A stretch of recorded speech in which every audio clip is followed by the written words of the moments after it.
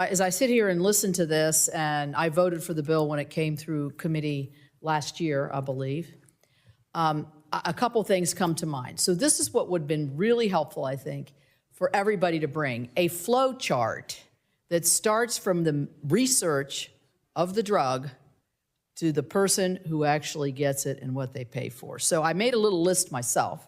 You've got the research, the manufacturing, the distributor, the PBM, the insurer, the doctor or hospital, the pharmacy, and then it gets to the patient.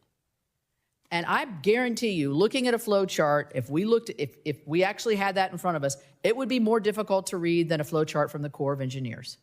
Because it would be if this, that, and before you know it, total confusion, which is what I think we have in terms of the lack of transparency with PBMs.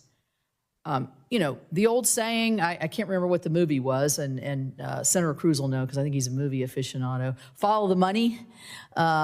This is what the flow chart would also show us, follow the money. What movie is that? That'd be All the President's Men. I thought it was the one with Tom Cruise. Anyway, so much for that. So my question is to Dr. Oftebro, and you've answered several of the questions that I already have. I know that, have you ever had success in amending or negotiating a contract to alleviate some of these issues? I think you answered that, but if you could repeat your answer there, please. We've made multiple attempts to try and negotiate better terms on contracts, and we have yet to be successful. Did I accurately portray in your mind what a flow chart might look like? How would you respond to that if you had to bring a flow chart here? No, I think what you described was not complicated enough. Okay. I know few states, my state of West Virginia being one, you mentioned in your hearing I hope I say this right, rosuvastatin, and that you had talked about the impacts of that and PBMs on that. Is this something that's unique to you, or is this occurring all across the country?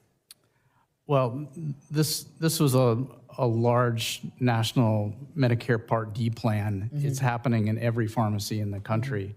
And it wasn't just this one drug. It happens with many, many drugs every day for all kinds of plans. Okay. Also, I note that West Virginia has passed a number of bills trying to get at some of these issues. I mean, the last thing is probably a patchwork issue that we need because of a lot of complications with mail order and other things.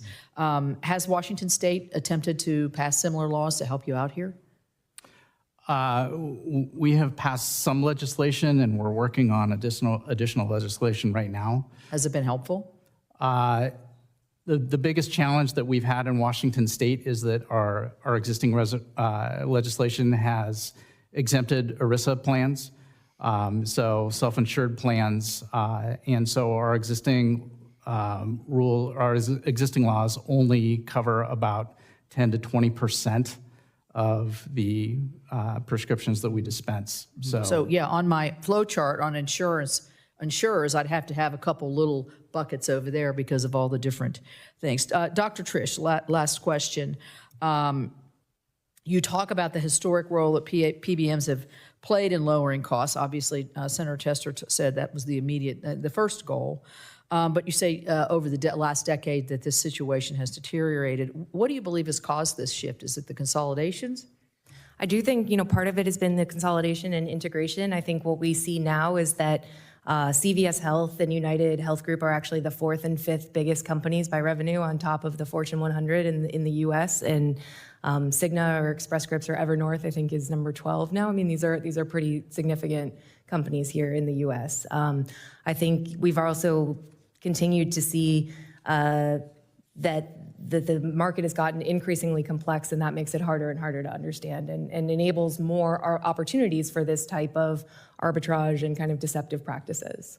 Okay, so then, last thought, put yourself in the shoes of the person going to the counter to try to purchase a much-needed drug. And I think we shouldn't lose sight in any hearing such as this as the magnificence of our pharmaceutical industry in terms of curing and also managing diseases. That is something that is phenomenal for all of us. And how's anybody supposed to know? I mean, if they went to Dr. I want to not pronounce it, Oftebro's pharmacy, and then went to another pharmacy in West Virginia, they could pay totally different. They could pay different prices. it's just I think it is the confusion masks where the money's going. And I think in the end, the intent is to get it to that person at the counter. Thank you all very much.